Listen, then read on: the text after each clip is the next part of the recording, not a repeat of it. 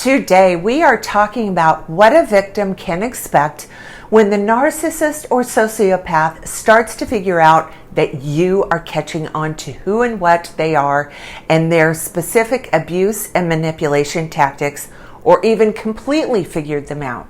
Because the reality is, narcissists and sociopaths are acutely aware when there is an energy shift in us or when we start to pull away. Even if we are trying to make it seem as if everything is fine, they can usually tell. So you have to remember, these people are extremely proficient at sizing people up, evaluating specific personality and character traits in other people that they can manipulate or exploit. So unless we are Academy Award-winning actors, most times they will catch on pretty quickly if our opinions or beliefs about them start to shift. And in today's video, I'm going to tell you the top 10 things you can expect when the narcissist or sociopath in your life figures out you're onto them. But first, if you're new to my channel, I'd like to take a moment and welcome you and invite you to please subscribe and be sure and hit that notification bell because I put out new videos every week. Also, if you are interested in private one-on-one narcissistic abuse recovery coaching with me, please visit my website. It's linked in the description below.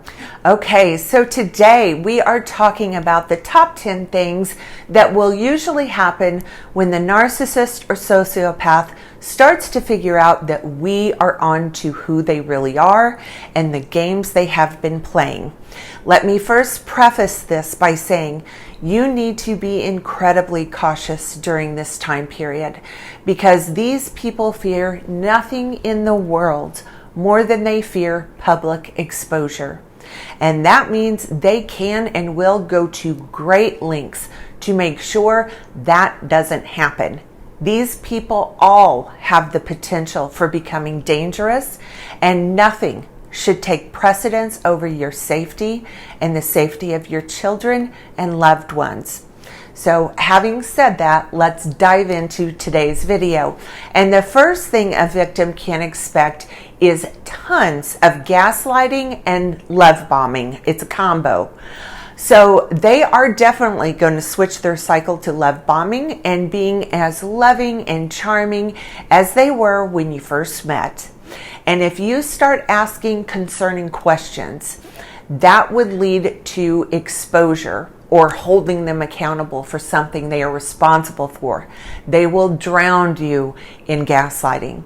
So they may say, it wasn't me, that's not the way it happened, so-and-so was responsible for that event, you're remembering it wrong, whatever.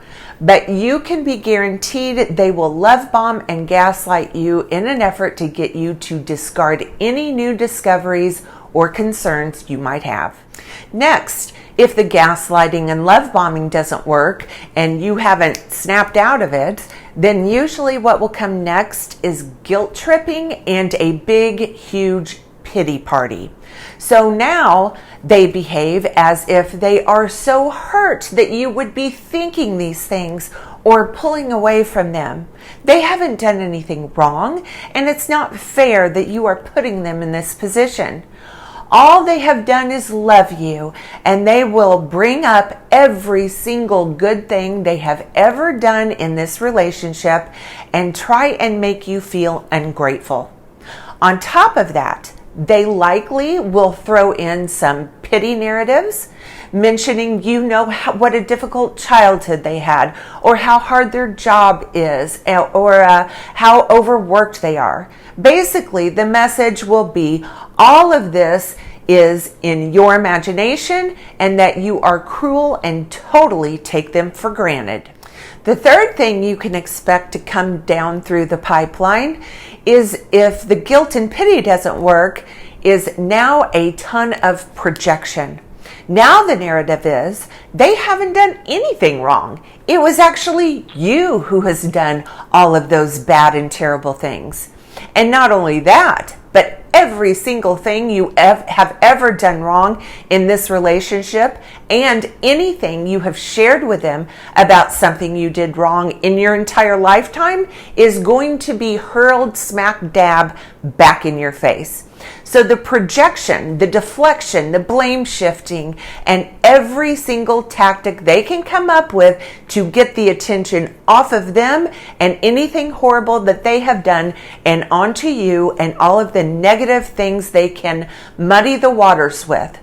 This is a tricky time for the victim, because usually the narcissist is accusing us of things that we never did or are gross exaggerations of something that happened.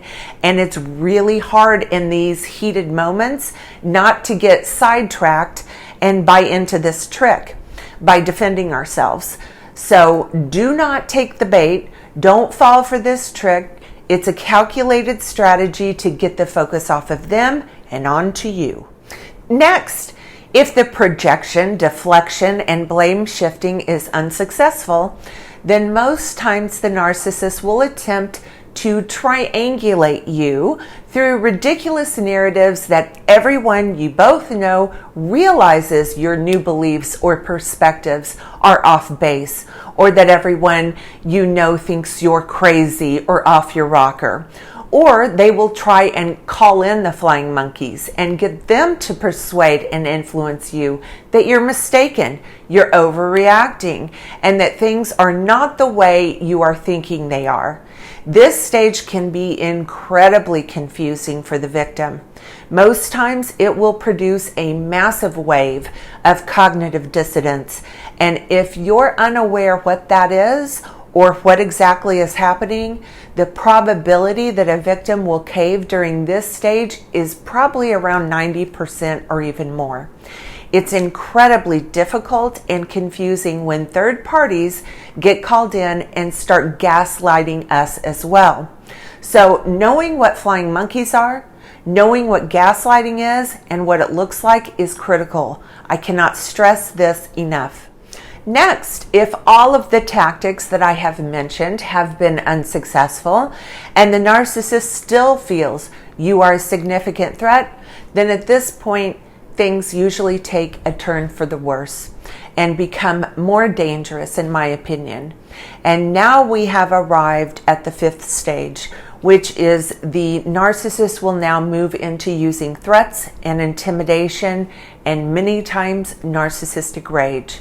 So at this point, the narcissist has lost his or her patience with you, and they will try to strong arm you back into submission and playing the role they have designated you to play and adhere to.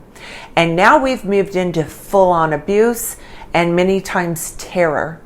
This can include physical intimidation with their body in a threatening stance. It could be throwing and breaking things. It could be screaming, threats, and demands that you will not get out of line, that you better know your place, and how dare you confront or threaten them. Doesn't matter if you haven't actually done any of those things. In the narcissist's mind, you have, and at this point, they usually see this as war. And as I mentioned, this can be extremely dangerous time for the victim, and nothing, absolutely nothing, should be prioritized over your safety. Number 6, if the threats and intimidation are ineffective, then the narcissist at this point really starts to realize and accept that they are losing or have completely lost control over you and your mind. And now things get very serious for them. Remember, when a narcissist can no longer control you, then they will try to control the way other people see you. And at this stage, the smear campaign is going to turn up full blast. Now, they have likely been smearing you for years, but at this point, the narcissist will view you as an absolute threat, and the gloves are coming all the way off. So he or she at this point is going to try and destroy your reputation and your support system. And they will say all kinds of lies and gross exaggerations to anyone and everyone who will listen. I just recently did a video about the top 7 most common lies that they will tell people about you in their smear campaign, and I'll link it below. Be sure and watch that if you haven't already. But the goal for them at this stage is to get everyone to believe you are completely nuts, and in most cases they will essentially try to swap identities with you, and they will essentially tell people you have done the exact things they themselves are guilty of doing to you, and they will portray themselves as a victim of yours, a victim of your abuse, a victim of your mental instability, and the victim of your deceit and disturbing character. They want you to have no one to turn to, no one that will believe you, and to be completely alienated from any form of a support system. Complete destruction and isolation is the goal. Next, here comes the financial exploitation and devastation. So they will usually try and cripple you financially around this time. They will go empty the bank accounts, cut your credit card access off, steal your money and any assets they can get their fingers on, refuse to give you any money to live on for you or your children, stop paying the mortgage, stop making the car payment, cut off your medical insurance, anything to cripple you financially. At this point, they have basically accepted that this relationship is over, and all they are concerned with is getting as much as humanly possible for themselves and destroying your life in any way they can. And that includes finances and your ability to survive. Number 8, around this time you can expect to be stalked, hacked, terrorized, and harassed. So it's not uncommon for them to do things to try and get you fired from your job. They will follow you everywhere you go in order to terrorize and scare you. They will threaten and try to scare anyone that's associated with you. And yes, that even includes your children, even if he or she is the mother or father of these kids. At this point, nothing, literally nothing is off limits, and they are going to go for the jugular. The psychological terrorist behaviors kick in at this point, so they are going to want you to know that they are watching your every move, hacking into your computer or your phone. All of these types of things are incredibly common. The goal at this stage is to turn up the mental abuse and intimidation, but doing things that you can't catch them doing or prove. And they are incredibly proficient at flying under the radar of police. They are skilled at this. Usually they have years of experience using these tactics on other people. Unfortunately, the goal is to provoke behaviors in you that are in alignment with their smear campaign, which is that you're crazy and completely off your rocker. And the stalking and hacking and harassment is extremely successful at indeed provoking behaviors in you that do look crazy to other people, especially because you cannot prove the narcissist is doing it. Number 9. Next comes the legal manipulations and exploitation. So if you have kids, they will start calling the child protection authorities. Don't be surprised if you start getting accused of crimes you did not commit or know nothing about. Family court proceedings are going to be a part of this if you were married or shared children, and most times they will go after full custody. They will try to get the house, all of the money and assets, the kids, and your identity. And they have no problems lying to the authorities, manufacturing evidence in order to make you pay. False allegations of child abuse and domestic violence are also incredibly common at this point. And finally, number 10 is complete and utter isolation and the absolute destruction of your life as you have always known it. They want to leave you penniless, jobless, childless, familyless, homeless, friendless, and rob you of every single thing in your life you have ever loved or cared about. They want you to regret the day you ever laid eyes on them. In their mind, this is what you deserve. And if they can achieve destroying everything in your life, well, then that's the ultimate high. That's a lifetime of narcissistic supply for them, and they have zero guilt or remorse if indeed they achieve their goal. Most of the high-spectrum malignant narcissists and sociopaths have a Machiavellian part to their disorder, meaning they can gain pleasure and happiness from your suffering. You might have heard me say in the past that when I was in my last custody battle, it became clear to me that my abusers wanted my permanent address to be one of three places, and those were a mental ward, a prison, or a cemetery. In closing, I would like to say if anyone out there is going through this, please reach out for support.